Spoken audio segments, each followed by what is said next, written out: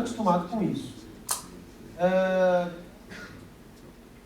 O complicado, né, entre essas dificuldades é ir ao banheiro. Esse aqui, essa semana alguém falou sobre o banheiro espacial aqui? Não?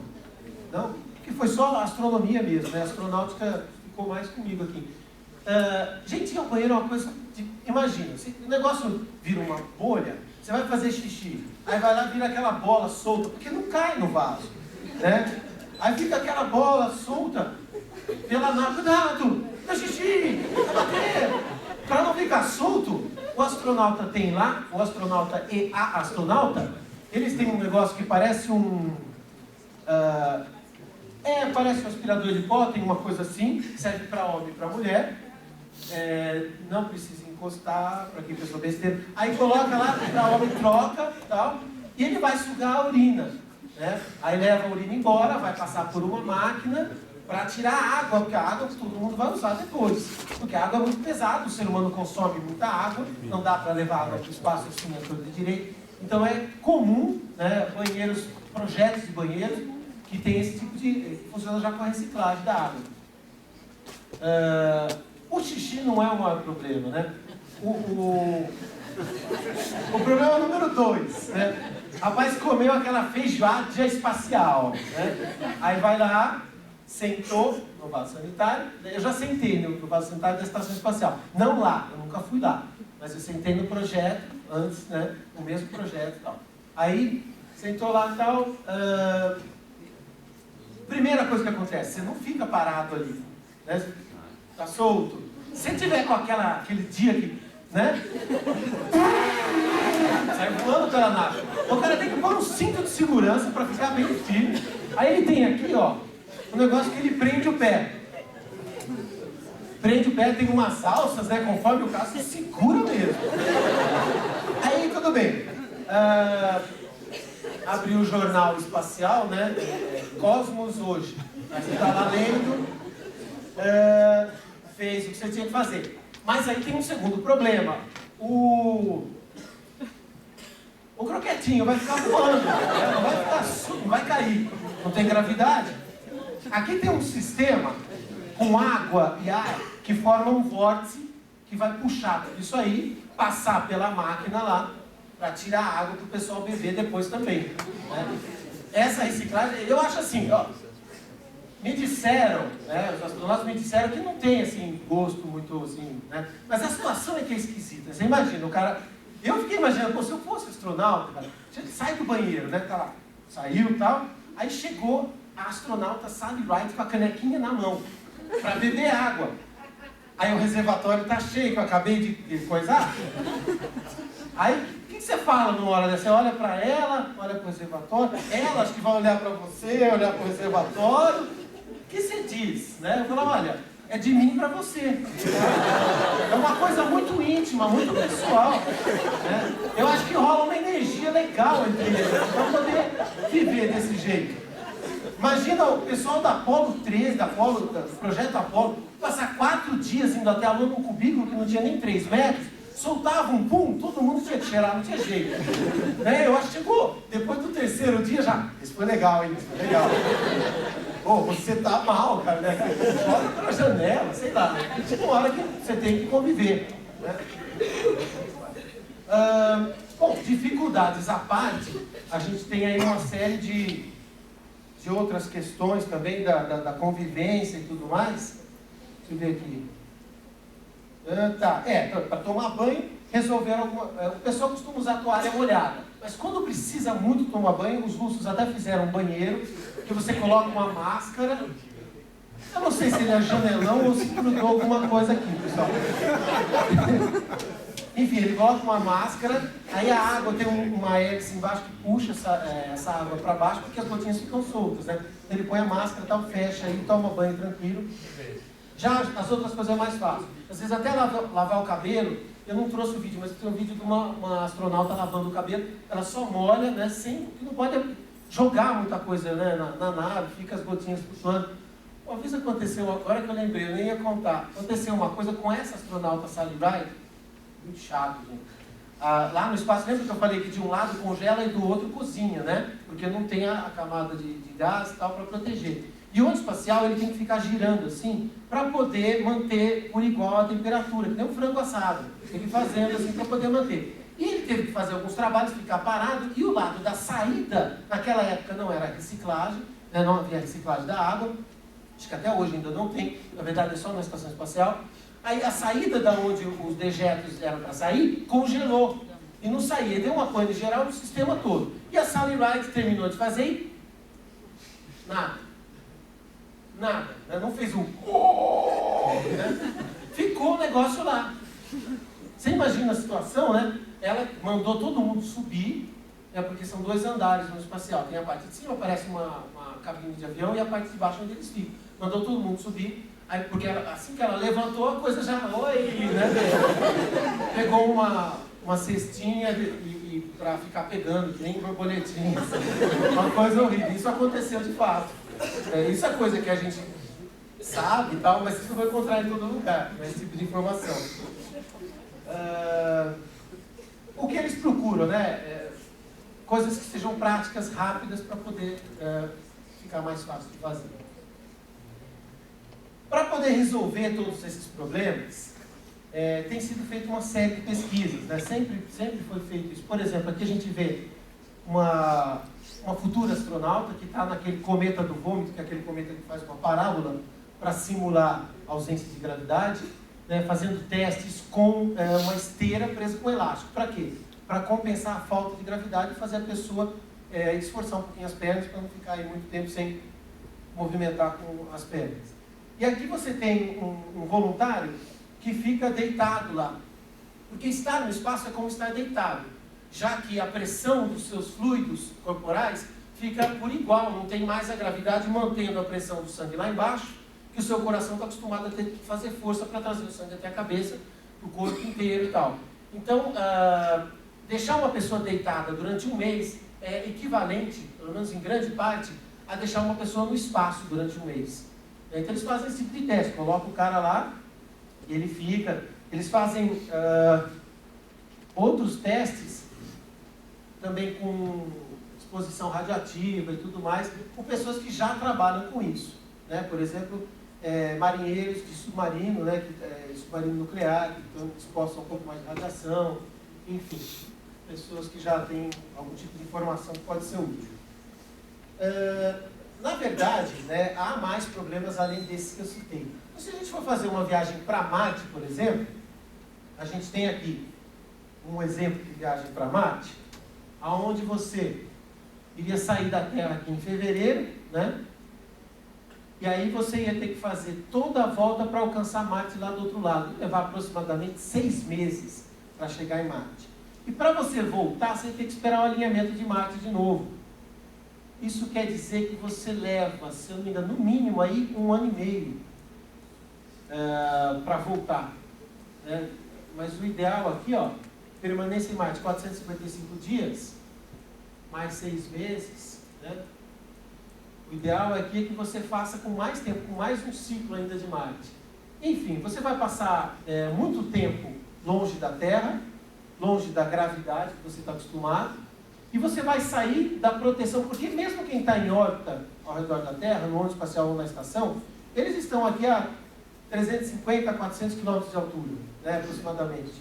Isso é pouco ainda, porque a gente ainda está protegido pelo campo magnético da Terra, que defende a gente de muitas partículas, de muita ionização que vem do Sol e que vem como radiação funda, a radiação de fundo aí das galáxias também, né, emissão de partículas das galáxias, dos quasares e tudo mais. Enfim, se você sair de perto da Terra, o risco de radiação é muito maior. Não bastasse isso, você vai ficar muito tempo. Até hoje, o recorde de permanência no espaço, permanência contínua, é 473 dias, se eu não me engano. Né? Teria que ficar mais tempo que isso.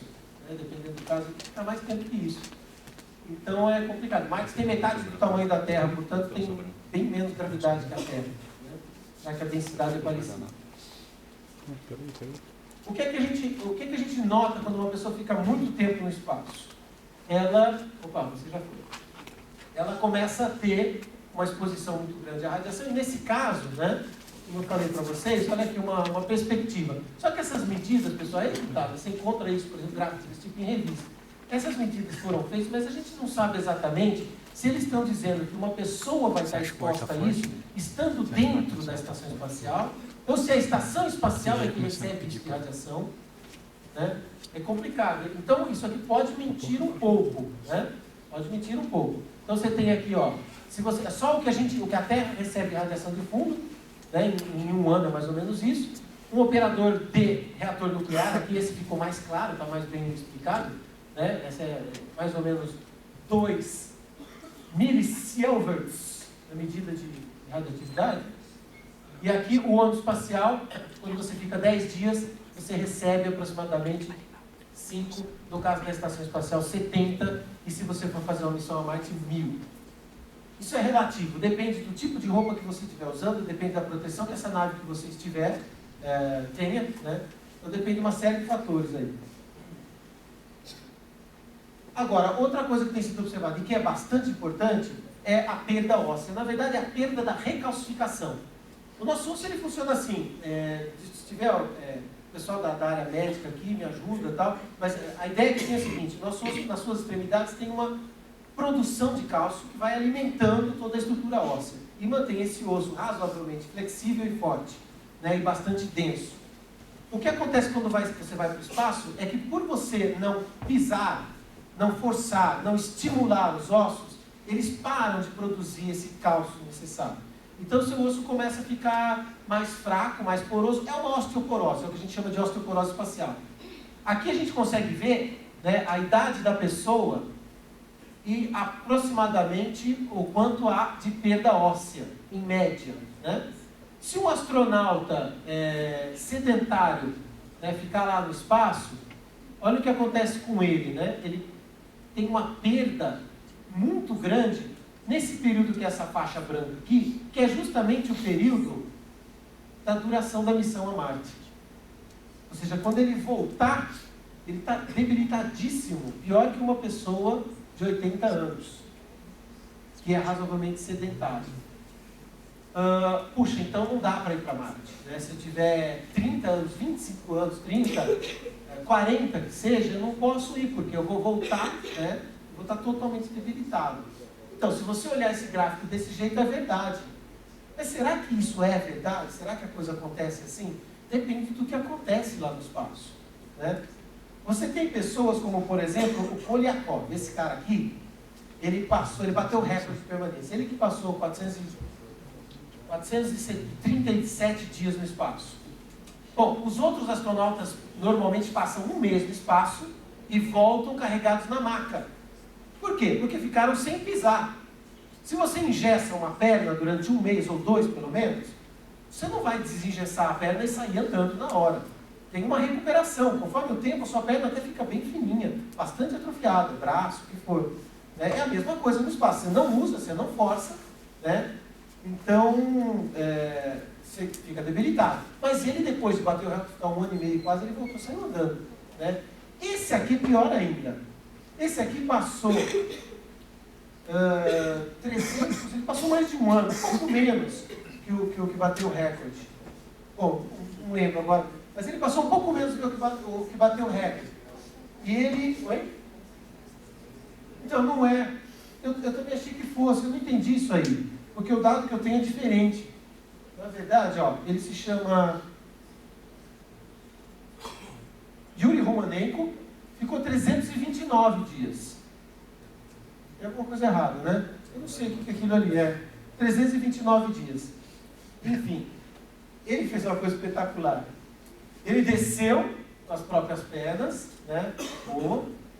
Aí os repórteres vieram em volta dele: mas como você está tão bem assim, depois de ficar tanto tempo no espaço, sei o quê? Ele falou: não, eu não estou bem assim, eu estou melhor. E plantou bananeira numa mão só. E ficou lá, tem pão na frente da galera. Por que ele conseguiu fazer isso? Por que esses dois caras conseguiram fazer isso? Tem o pessoal da física, mas da educação física tem alguém aqui? Porque eles tinham disciplina de praticar exercício diariamente, né? Um mínimo de 1 hora, né? A pessoa malhando lá, como que malha? tá, tem elástico para simular a gravidade, você fica lá na esteira, faz um exercício, faz alguma coisa, né? Os elásticos fazem o papel da gravidade durante um tempo. E os caras voltaram bem, saudáveis, né? Saudáveis, não tiveram esse problema da osteoporose. Eles até tiveram porque faltou uma coisa, eles exercitavam os músculos, mas os ossos precisam ser estimulados com pequenos impactos. Se você não tem pequenos impactos, não estimula tão bem os ossos. Isso eles não faziam. Hoje eles sabem que precisam fazer. Que são esses pequenos impactos que ajudam a pessoa a melhorar a calcificação. Tem até um francês, esse cara aqui, ele criou uma máquina. Essa máquina surgiu, isso eu li em 1990, eu li. E hoje tem até um negócio daqueles comerciais que fica 2 horas falando, mas não é só isso, e tem um movimento biomecânico pantográfico, que faz você com 4.726 posições diferentes com essa máquina, e se você ligar agora, você ainda ganha grátis, e assim por diante. Hoje tem uma máquina que faz isso, que ele criou um negócio que fica tremendo assim, e ele fez testes com perus, né? E colocou o peru lá e tal, e aí ligava, e ele percebeu que a densidade óssea do peru aumentou bastante, por causa desses impactos, desses pequenos impactos. Então hoje eles estão construindo máquinas para os astronautas poderem também ser estimulados por isso. E está resolvendo esse problema. Aí o que acontece? Os americanos, não tem nada contra eles, pelo contrário, tem uma admiração muito grande, principalmente pela NASA.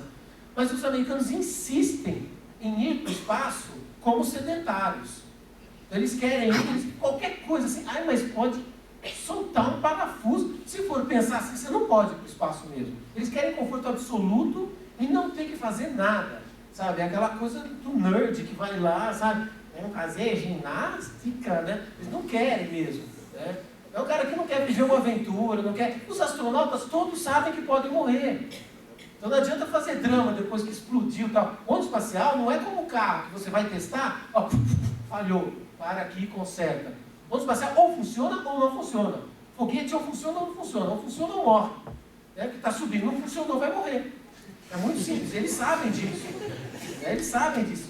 Já assinam lá o termo, né, do risco de vida, estão sabendo. Pergunta para a maioria deles, se um deles não quer ir numa missão para Marte. Então, onde que eu entro? Já? Porque está no sangue dos caras.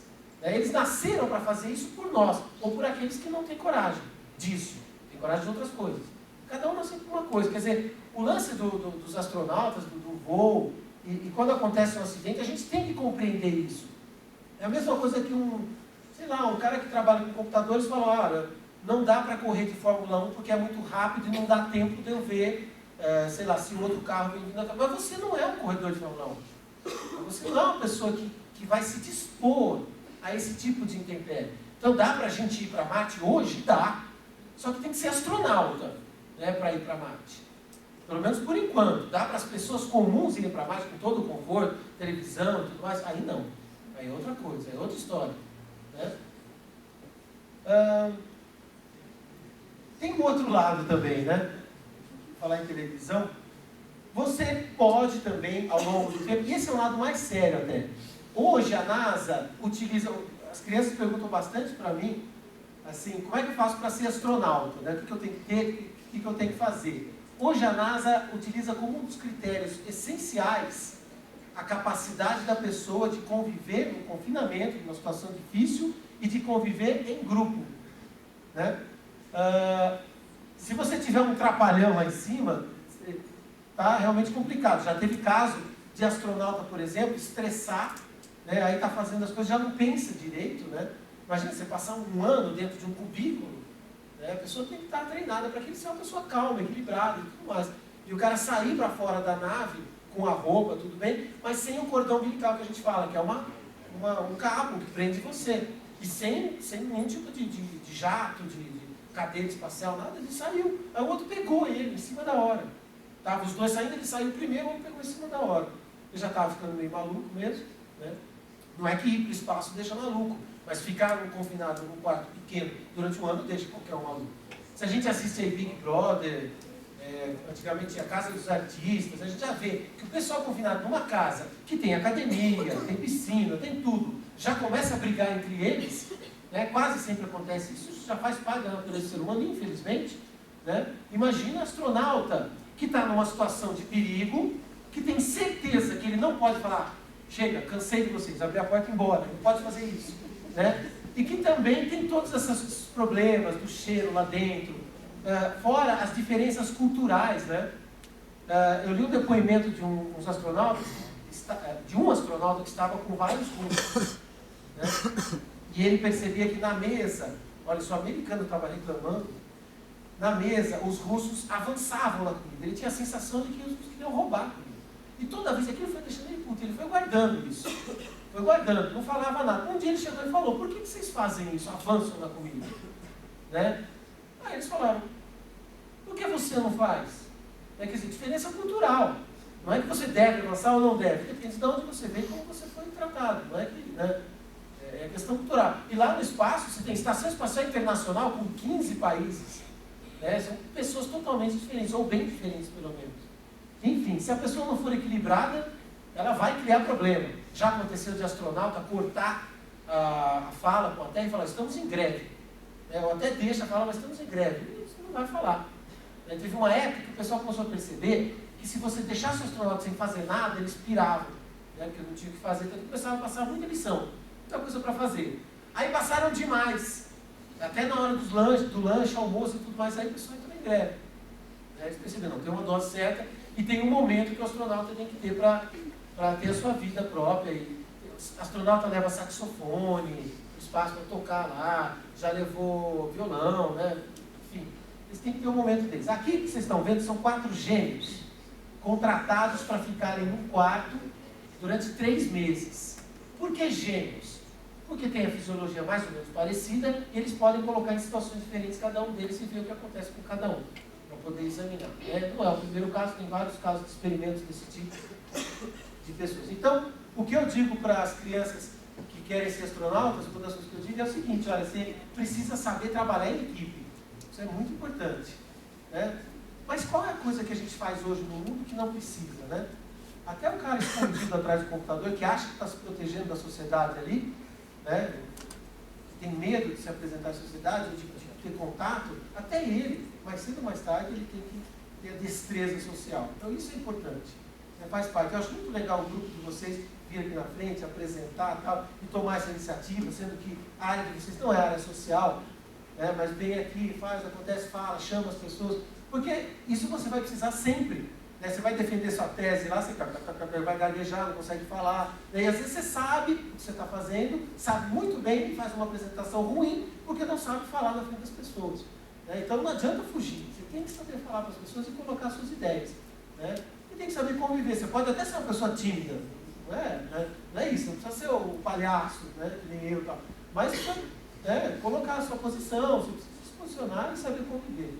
Isso é muito importante. Isso foi uma característica muito, muito apreciada do Marcos Pontes. Quando ele chegou, desde que ele chegou até o dia que ele saiu. Muito apreciado. Ele tinha algo que era para assim, se dependesse do chefe dos astronautas, na época. Bom, enfim, ele falou, olha, esse cara podia ficar lá na estação para sempre.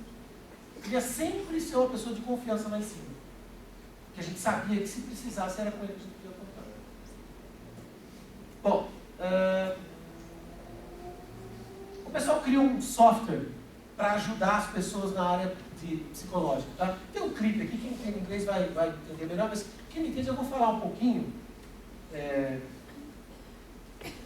uma tradução bem modesta, sobre mais ou menos o que ele está falando. Né? As both an astronaut and a physician, Dr. Jay Buckey understands how people behave when they're under intense pressure. Especially when they're in a challenging environment like the International Space Station. É uma simulação, esse cara aí não existe.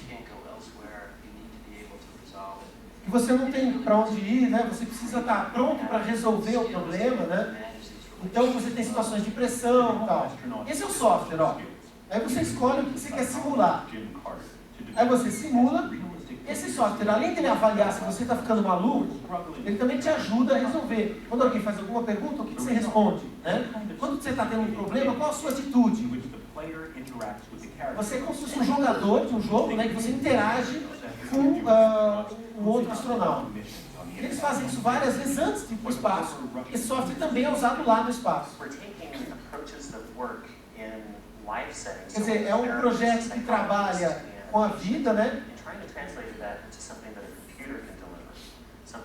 Eles traduzem em algo que o computador consiga entregar para a pessoa como se fosse vivenciando mesmo, como se aquilo estivesse acontecendo. Embora seja desenvolvido especificamente para os astronautas, poderia ser usado, né, na área de psiquiatria, de neurologia, por diversas pessoas. Como é que está meu tempo? Eventually, researchers say, this type of computer simulation might be available on the internet, so that anyone can learn and practice new ways. Qualquer um poderia aprender, né, a mexer com esse software, ou seja, ele é simples. Enfim, é só para vocês verem que há providência já com relação até a isso, né, essa convivência e tudo mais. Outra questão que é bastante levantada é a seguinte: para que gastar todo esse dinheiro e para que fazer isso? Né, com tanta gente morrendo de fome, tanta gente com problema, tanta doença, até o país mais rico do mundo está em crise financeira, e a gente gastando muita grana com espaço. Olha, eu não vou dizer que a gente deve deixar de gastar dinheiro com algumas coisas para gastar com espaço, mas dizer que ir para o espaço é bobagem, ou que o Marcos Pontes foi lá para brincar de astronauta, toma cuidado, estuda um pouco antes, vai atrás de se informar, que às vezes a coisa não é tão simples assim. Vamos ver o que dá para fazer no espaço, depois eu falo sobre a parte brasileira especificamente. Vamos fazer o seguinte, eu vou partir do contrário. Vamos falar um problema nosso. Por exemplo, não é brasileiro aí. Não, política não. O preço do arroz e feijão, o prato do dia a dia, a comida, né? O preço do arroz e feijão. Vocês sabem que o arroz e feijão é plantado por plantadores que colocam esse preço no arroz e feijão. E que esse preço inclui, né, ali o risco que ele tem de não ter a próxima colheita. E esse risco que ele tem de não ter a próxima colheita e acontecer coisas como essa seca que a gente está tendo agora, ou como quantidade de chuvas excessiva que a gente pode ter depois, né, queimadas ou qualquer coisa assim, esse risco é devido à falta de uma capacidade nossa de prever meteorologia, de prever o que vai acontecer com o clima. Se você mandar satélites para o espaço, isso é bom, tal, mas fazer uma pesquisa de lá do espaço, pessoalmente, é muito melhor. Muito melhor porque o ser humano sabe fazer coisas que o computador não faz. Se você manda uma máquina para fazer automaticamente, a gente sabe muito bem, quem tem computador sabe muito bem, que a qualquer momento a máquina dá uma tela azul, mas tum, né? Aí não dá para falar, bom, sobe alguém lá para apertar o Ctrl Alt Del. Não dá para fazer isso. A máquina vai ter que funcionar. Um ser humano é sempre muito melhor. Faz a coisa funcionar. Isso já está aprovado. Foi encomendado 2 pesquisas nesse sentido, uma para Boeing, outra para Pratt Whitney, nesse sentido, de ver se realmente vale a pena mais levar um ser humano do que mandar máquinas automáticas. Por enquanto, a nossa tecnologia não avançou o suficiente para substituir o ser humano. Vamos falar de outra coisa. Se a gente tiver uma previsão meteorológica melhor, né, as pessoas que plantam podem abaixar o seu preço. Vamos fechar. Se isso vai acontecer por questões políticas ou de ganância é outra história, né? Mas a justificativa acaba, ou diminui.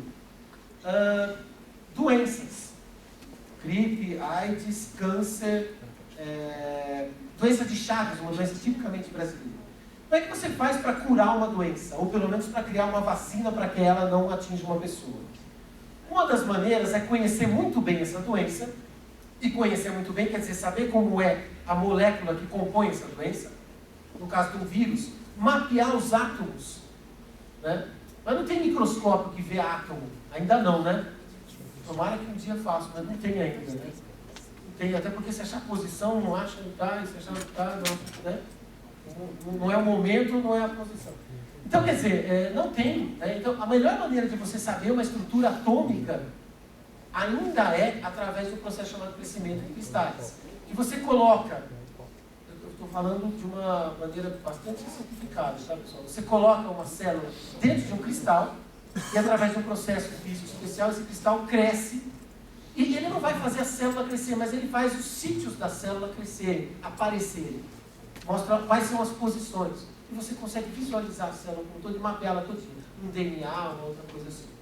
E aí você consegue, a partir disso, criar uma outra célula que vai chegar a se juntar a essa e desmontar ela. Essa pode funcionar um remédio. Ele chega, se associa a essa célula, a essa molécula, a essa célula, e desmonta ela. Né? São moléculas